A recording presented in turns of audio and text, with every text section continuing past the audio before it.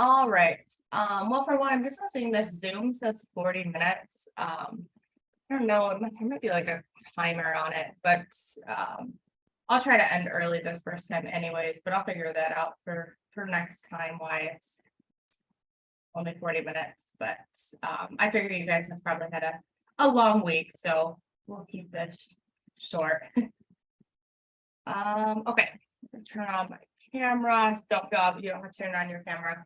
But yeah, I guess I'll just get started here. So my name is Summer. Hot, call me Summer, that's fine.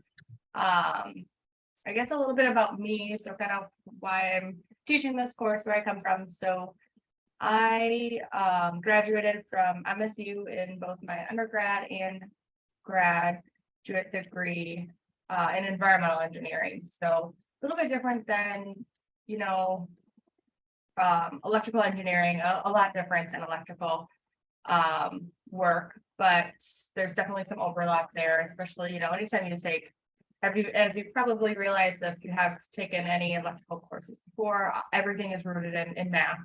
That's just the nature of STEM courses. So definitely, engineering comes into play there, and electrical applications come into play, a lot of different areas. So kind of, I've been teaching now at Jackson for a couple of years. And then my full-time job, I am a drinking water engineer for the state. So actually I work I live in Lansing, but I deal with kind of all surface water systems. So drinking water systems, that treat drinking water. So yeah, I kind of work in that area. Jackson's actually one of the areas that I work with a lot. So yeah, that's kind of where I come from. But today I'll kind of just explain how this course is going to run. I'll try to answer any questions before you have them, and then I'll go over, and then I'll probably, see if you have any questions after I go over everything, and then I will go over week 1 content. But with that, are there any dying questions before I dive right into things? If I don't hear anyone say anything, I'm going to dive right in. But okay. So first, I'll just pull up the syllabus. We'll go through that real quick. So you can find the syllabus. I'm going to share my screen. But you can find the syllabus if you this is the C120. This is the course hopefully you're all here for. Under this general tab, I'm hoping you found the Zoom link. I sent it by email a couple of times. Sorry for all the emails, but I just wanted to make sure everyone was aware. So your math meetings with Kim were on Monday. If you missed it, it's not a big deal. But make sure you go for the next time if you want the help there. Definitely the math portion, that's probably what I get the most complaints about. But maybe to the math side of things, I complain about the electrical side. I don't know, but it seems like the math can be challenging just because, you're in here to learn about, electrical applications and circuits and voltages and all of that. So it's definitely unique that it's kind of tied into this course, but Kim's great to work with. But yeah, so if there's any specific math questions, you'll email her. And if you have any electrical questions or just general course questions, you can ask me. I'm the one who does the grades at the end, who enters all the grades and everything, and kind of does a lot of the logistics. So feel free to reach out to me whenever. Like I said, I work full time, so feel free to email me any time of the day. I tend to respond early in the morning or late at night, but if I don't respond in a day or two, send me another email. I might have missed it, so I try to respond as soon as possible. So, okay. So I'm gonna share my syllabus here. Okay, so you should see my syllabus. Let me know if you can't see the syllabus right now. That's what I'm hoping to have on the screen right now. But I'm kind of explain the big things about this class. So it's entirely online. It's one of the biggest things. If you ever want to do independent office hours, one-on-one, definitely reach out. I just do my appointment. Typically online, just because I do live in Lansing. But if there's an emergency or a dire need to be in person, I can make that work too. So as for when we're gonna meet every single Wednesday from 6 to 7 p.m. And again, if you need more than that, you can reach out and we can meet one-on-one. As far as like attendance goes, because I know everyone's a lot of times concerned about that. I don't require attendance. I figure you don't need my help. I don't want to make you have to come to these. This first one, I do make mandatory because for the first week of school, I have to enter, like who attends and who doesn't. Just for financial reasons, I have to draft anyone who's not participating. So this first one I make mandatory. I'll make a note of everyone who's here today. But yeah, so just wanted to bring that up. And then as we go on for the weeks, I'll always be here 6 to 7. So definitely come. And typically this week's a little bit different just because I'm kind of just explaining the logistics of the course. But going forward, I'll just discuss like the content for that week. I'll answer any questions about that week. I'll answer any general questions. But yeah, so it's not required, I guess, per se. You're not going to be penalized for not going, but definitely you're encouraged to go. I will say too, like for those who are active like on this course or email me when they have questions and log in every week and on time. Like if you're on like the border of a grade, I tend to bump you up, I guess. So it's kind of a little bit of an extra credit, I guess, for being active. And with that, that's one of the most important things. So please make sure that at least once a week you log into Jetstream or Canvas, sorry. Log into Canvas once a week, complete something. I don't send any due dates, so you're not going to get marked down. And I do that because I know a lot of you work full time. You might have busy weeks where you can't do a lot, and I recognize that entirely. So, as long as all of your content's done by the end of the semester, that's fine with me. However, you have to log in once a week to Canvas because I have to report attendance and I will drop anyone who's not active for 2 weeks in a row. So if you are in JetNet for 2 weeks, you will get dropped. And that's just like the university policy. So it's probably the same for all your classes. And again, I definitely would do something each week, at least so I know you're still enrolled in the course. And yeah, I guess reach out if there's any questions on that. So hopefully that's clear. So grading procedure for this course, hopefully I added this up right. I just did it the other day, but math quizzes are 65 points. Electrical quizzes are 156 points. So those are both, I'll point those out when I'm showing Canvas in a minute here. Amateur modules, I'll point those out 70 points. And then these 3 are just like easy points. As there's a student success quiz, a course requirement checklist, and a program of study by pathway checklist, I think too. I'll point that out, but make sure you do that if you haven't. Grading scale, you've probably seen this before. I always think a 94 is so high for a 4-point. When I was at MSU, I think a 90 was a 4-point. So it's harder to achieve a 4-point at Jackson for sure. This is all, pretty generic stuff. But again, reach out if there's questions there. Looks like this is the wrong date, so I will have to change that. So don't pay attention to these, but this is the right date. So again, this is a 7-week. I don't think I said that yet. So this is the 7-week course. This first week, pretty basic stuff. Quiz is pretty simple for this week, but going forward, this course does get pretty difficult, I will say. Okay, so now to toggle back to Canvas. And I know I kind of talk fast, so I do that because I try not to try to get to the point most of the time because I know at the end of the day you guys are all probably tired. But so on Canvas, I just want to point out a couple things. One, textbooks here, you're not required to read it, but it's kind of like a supplemental piece. So it does correspond with a couple with each week. I think in the to-do list it says what chapters, but again, don't feel obligated to read that whole book. It's pretty boring and dry. So these are electrical links. You should be able to click on and enter the course. And this is all the fun stuff. So If you haven't noticed by now, each week you have an electrical side and a math side. So it's a lot of content. But most of these videos are pretty short. They're like 5 to 10 minutes. You could knock them out really in a day. So all of this essentially, this week 1 electrical and week 1 math essentially should be done by Saturday, right? Because on Sunday we'll start on week 2 electrical, week 2 math. And I think some of the classes of math doesn't go for 7 weeks. Let's see, but this one does go for 7 weeks. So you guys are in for it.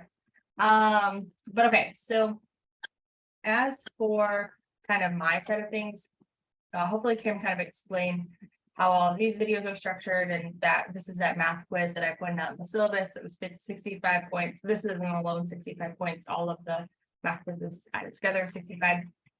So in each week for the electrical side of things, typically there's 1 or 2 quizzes. So these are the bulk of what your grade is for this course. So if you want to do well in anything, you want to do well in those electrical quizzes, because again, that's 156 points out of 303. And then these things that always start with a V and have this little symbol like a piece of paper and a pencil. These are the amateur modules. So I don't typically in the weeks when I'm going over content, I primarily focus on the content that's relevant for this quiz. Obviously it overlaps with the amateur modules, but I do that just because the amateur module is relatively simple for the most part. So if I were to click on this, you'll see that this is the amateur module. There's a pre-quiz, learning material, and a quiz. So this quiz is the only thing that counts for your grade for the amateur. So the pre-quiz, you can do, I think a lot of times it asks the same questions, but you can, just answer them all and then submit. I'm just doing this fast to show you. And then once you take that pre-quiz, it'll let you launch the learning material. So it's not going to let you go and just click right into this quiz. It requires you to take the pre-quiz and launch and go through all of the learning material. So if you couldn't access the quiz, that was probably why. So make sure you do that. So you're going to want to launch this.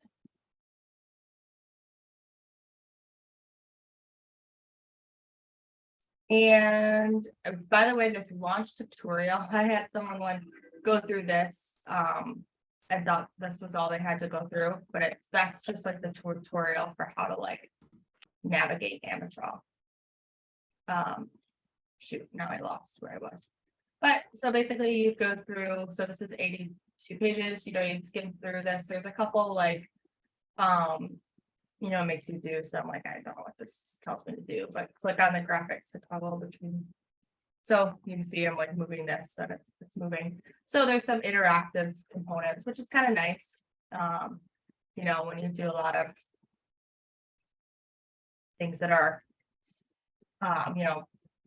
all totally virtual, it's at least nice to have some components that are interactive. And so after you do that whole learning module and go through that whole thing, it will let you take that quiz. They're typically about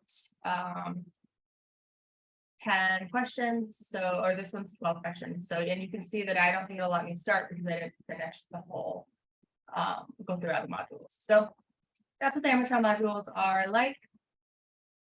And the electrical quizzes, again, they're the bulk of your grade here. And you get 2 cents for each, unlimited time. It'll keep the highest score. And yeah, that's pretty straightforward there. I would go to modules is probably the easiest way to kind of navigate all of the information for this course. But yeah, and another thing to point out, so these electrical quizzes, everything that is a question on that quiz 100% of the time will come from those lectures. So these are important. And also, when I meet with you every week, I'll definitely focus on this content and focus on the things that they ask questions about. Okay, so with that, I'm going to stop sharing for a second. And cool, I did that in about 20 minutes. That wasn't bad. I'm going to, like I said, going forward most of the weeks, I'll just kind of explain the content for the week and go through that with you. But with that, before I do that, are there any questions about anything at all, about grading, about concerns with this being online? concerns with me, anything at all that you have questions about that you want to ask.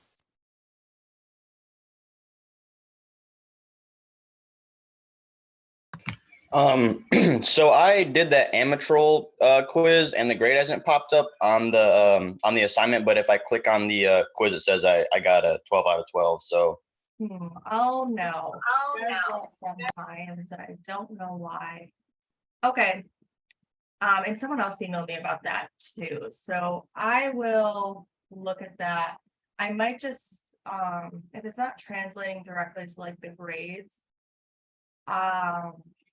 I should be able to see it if I log into Amatrol.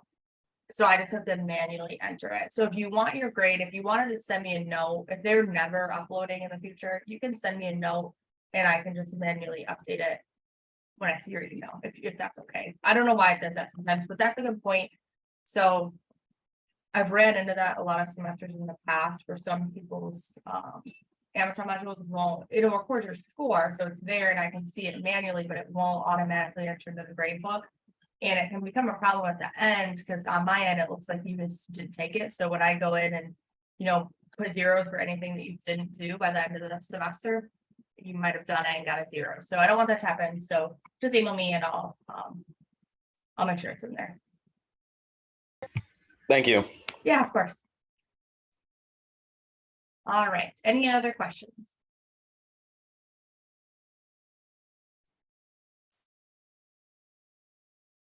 No. Okay. You guys are a quiet bunch.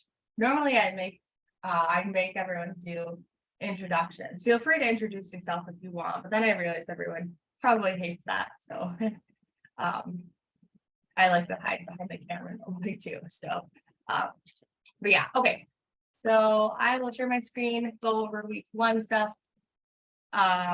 Definitely, I don't normally have this like bar open where I can see if people are raising their hands or putting things in the chat. So feel free to unmute if there's any concerns or anything that I am not explaining well. I can re-explain it. Again, I talk fast sometimes, I know. So okay, I'm gonna share my screen. So this is typically how I will present for the weeks. So I'll just go over like a slideshow. So again, ELT 120 week 1. So really just the basics this week. Main thing, I'm gonna move this one back.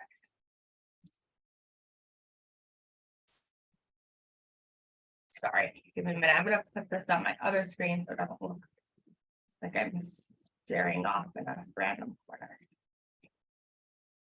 So screen 1, share. Okay, hopefully that works. If you can't see my slides, let me know. I don't want to be talking for 20 minutes and realize that this is the end.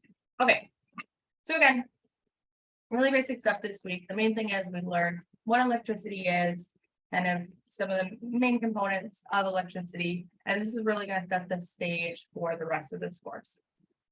So essentially, electricity is a form of energy. I don't love that definition, and most of the time, if you actually read textbooks, it's a secondary form of energy. So when I think of energy, I think of like we have different types. We have like kinetic energy, which is energy that's moving. We have thermal energy, which is energy in the form of heat. We have electrical energy, which is essentially electricity is like a sub part of electrical energy. But essentially, it's resulting from the existence of charged particles. So when we're talking about charged particles, we're talking about electrons and protons. So back to basic chemistry, electrons and protons are 2 of the 3 main elements in an atom. You can see an atom here on the right. The electrons are those negative particles that are small and kind of moving around the atom. In the middle, we have the protons and neutrons kind of together in this ball. The neutrons have a neutral charge, hence their name. Protons positive, hence the name. Proton, electrons negative, hence the name. I don't know where I think the what's it called? Like if you derive it, electrons is like negative. That makes sense. But anyways, either way, the main thing here is that the movement of electrons is what electricity is. And hint 2, I think that's a quiz question, but that's really what electricity is at the basic level.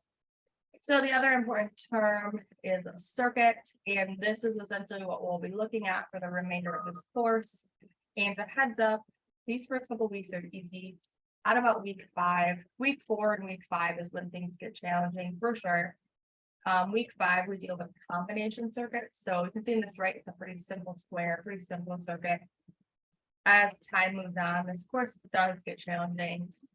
And if you don't understand the, fundamental knowledge that we learn in weeks 1 through weeks 3, the rest of the course you can't do well in, basically. So definitely, if you're not understanding any of this, please reach out and I can re-explain it. We can sit down and make sure you understand it in 4 weeks. Come on.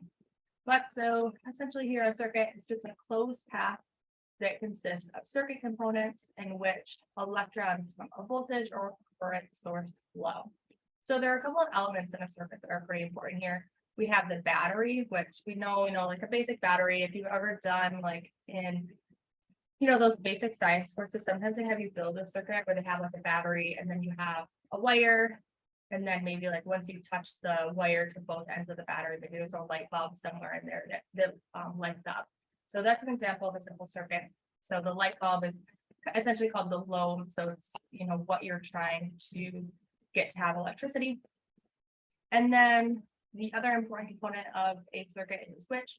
So a switch essentially serves as a door like this. You can see here right now that door is open. So if electrons were flowing as they would, let's say the electrons were flowing all the way around here, as soon as I hit the switch, the electrons need a closed path to move, continue to move throughout the circuit. So with the switch being open, those electrons aren't going to have anywhere to go, which means we're not going to light this light bulb, which means this circuit's not going to do anything. So you have to have a closed switch in order for your light bulb to light, in order for your electrons to flow and hit that light bulb and go to the other side of the battery and continue that. So again, when this switch is closed, that means that electron is flowing. So that's kind of counterintuitive because when you think closed, you might think it's not flowing, but when it's closed, that's when it's working. And that battery, so important piece here, that's just the source of energy. So it's really the main piece of the circuit that's providing that push or that voltage of energy to get that current flowing. So I already mentioned a couple of these terms, but voltage, current, and resistance are the 3 main terms that will come up every single week. So to kind of talk about all of those terms one at a time. So voltage, it's going to be denoted as a V, just like you can see there in a lot of the questions. That is the push or the pressure that moves your electrons through that circuit. So like we saw here, that battery has a voltage, and we know that, right? Because all batteries have different voltages.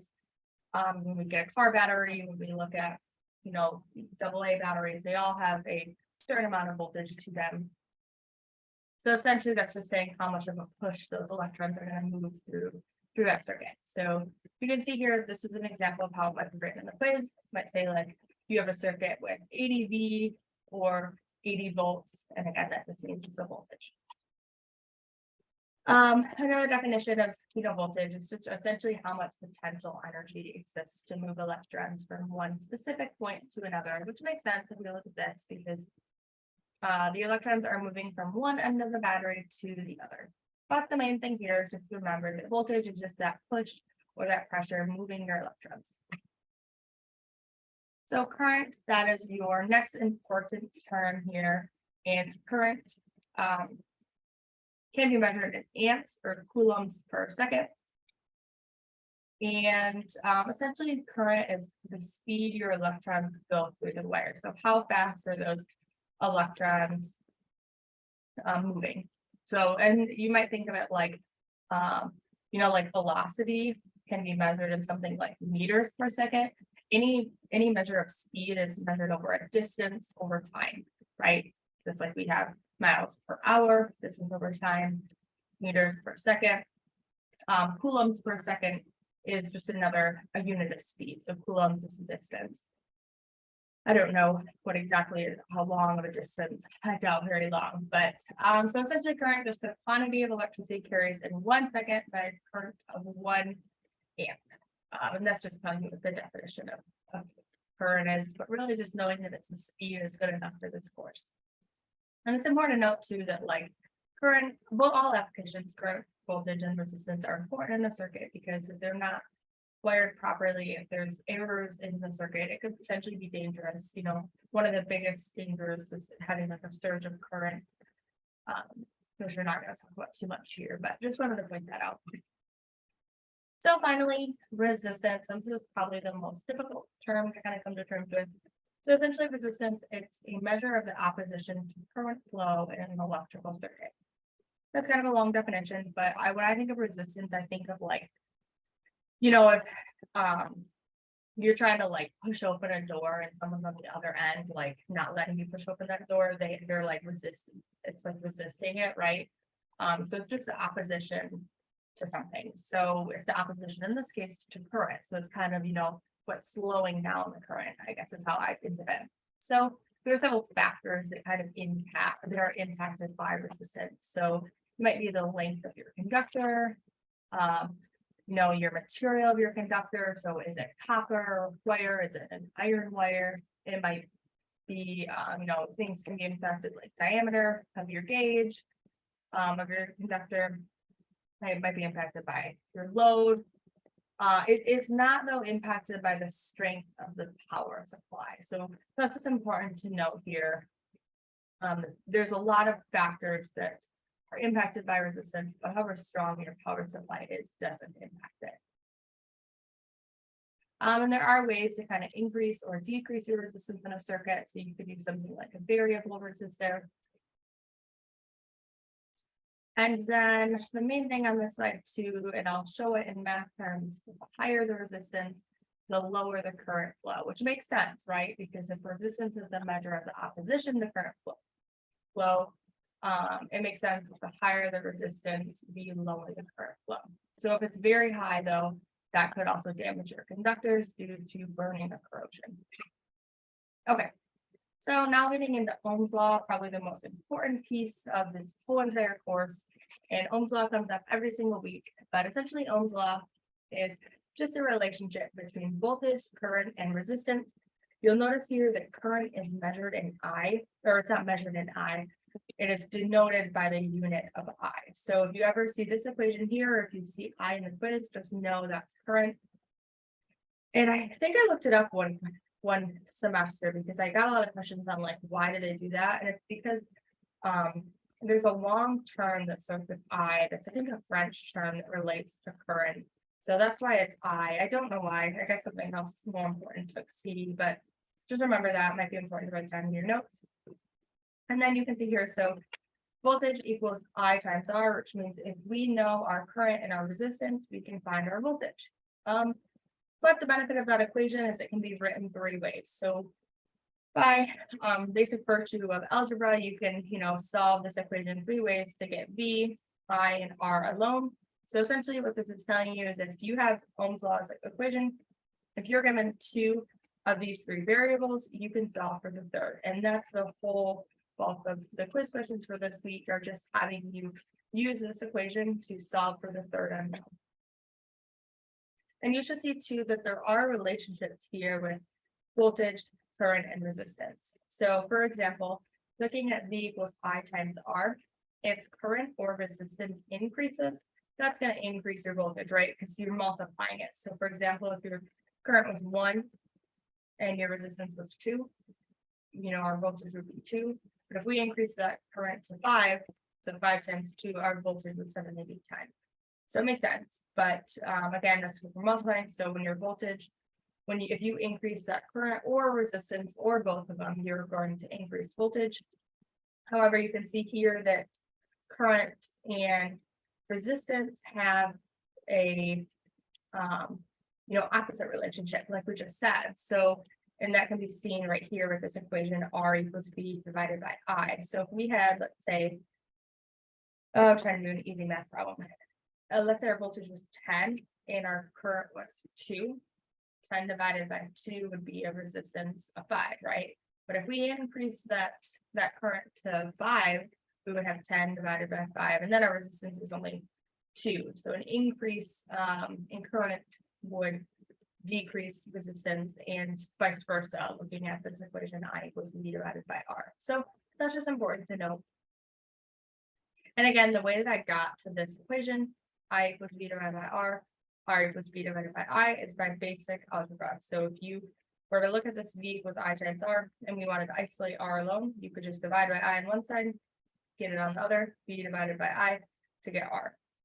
So this equation is the same equation here, it's just written 3 different ways. Okay, so I always like to show this table, and you can look this up pretty quickly. And I'll also, if you guys want, I can send these slides. Sometimes they're beneficial to have when you're, about to take a quiz or looking at studying. Essentially what this table is showing you is all of the important equations for Ohm's law, and it also shows in the corner the units for all of those, which is nice to have. So the way this table kind of works, as you can see in the middle here, we have I, V, R, and P. However, we talk mostly about next week, so I'm just going to ignore that section. You can see it's just another equation, but let's say what this is showing you is that I equals V divided by R, I equals P divided by V, and I equals the square root of P over R. So if you're trying to solve for current, you look at, to figure out what equation you use, you look at what unknown you're given. In this case, it's always going to be V and R because we're not given power yet. So you know the equation to use is I equals V divided by R. Likewise, if you're trying to solve for resistance, you can use any of these 3 equations to solve for resistance. But again, what equation you're going to use is going to be dependent on what you're given in the problem question. And we'll do examples in a minute here if that's confusing. But okay, so 2 examples here. I think I've got 3 examples here, and then like I said, I'm afraid this might end at 6:40, so I'll try to go quick through these to save a minute or 2 for a question. But like I said, oh yeah, it gives me a timer at 5 minutes. That's stressful. I'll fix that for next time. I think I might just have to pay. I think that charges me a fee, so I'll have to pay that. Okay, so this is an exact question that you might get from the quiz this week. Of course, it's different numbers, but it might say something like, what is the current in a circuit with 15 volts and 3 ohms of a resistance? So if we look back at this, we know we're solving for current, which is I. It gave us the voltage and resistance, so we would use this equation. I equals V divided by R, and that's exactly what they did. So we know that our voltage is 15. We know that and because it says volt, then volts is a unit for voltage. And we know our resistance is 3. So 15 divided by 3 is 5 amps. I'll also point out here that doesn't specifically say in this problem, well, actually this one does, but it doesn't say, sometimes it might not say you have 3 ohms of resistance. It might just say you have a circuit with 3 ohms or with a resistor of 3 ohms. So it might not specifically say that 3 ohms is your resistance, but if you see the word ohms, you should automatically know that it is talking about resistance because again, the units here are important. So you guys have a similar problem. This time it's asking you to solve for voltage. So what is the voltage in a circuit with a speed of 10 amps and a resistance of 6 ohms? So right now in this problem, you have to, this is why it's important to know all these terms and the units for them because it doesn't tell you what the current is, but it does tell us what the speed is of 10 amps. And we know that amps is the unit for current. So we can look back at this. We are solving for voltage and we are given our current and our resistance. So it's I times R, which is what they did here. V equals I times R, or R times I, same thing, but we know resistance is 10, or resistance is 6, and speed or current is 10. 6 times 10 is 60, and that is the answer there. And likewise, we can do it one more time. You can solve for resistance. We're given 80 volts and 40 amps. 80 divided by 40 is 2 ohms. And you can use this equation here, R equals V divided by I, in this table to find that equation. Okay, so I know I kind of talked through week 1 very quickly, but really that is, this week's pretty simple. So that's really the main bulk of all you need to know for this week. But with that, I have 3 minutes, so I'm going to save them for any questions. And like I said, next time I will make sure that this is the full till 7. So, but with that, are there any questions at all? If not, I'll see you guys next Wednesday, and definitely reach out if there's any questions or concerns before then. And again, make sure you're on once a week for attendance.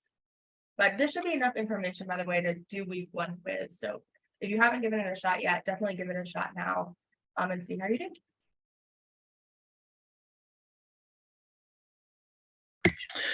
Is that presentation in the like homepage of JetNet?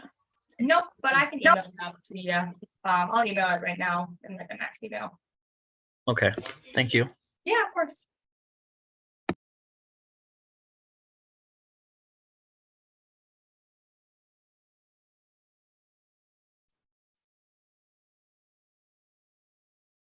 Like I said, feel free to log off if you don't have questions. I think it might boot us off, all of us off at 7, but or at 6:40 here, but I'll stay on in this last minute and 37 seconds in case there's another question. Is it like our Mondays for math, or like are there gonna be Zoom calls for math too? Yep, so you should have got an email from Kim that had that linked to it, and it's also in Canvas. You'll see that there's a math link. I don't know what time it's at, but it should say in there what time it's at. Okay, thank you. Yeah, of course.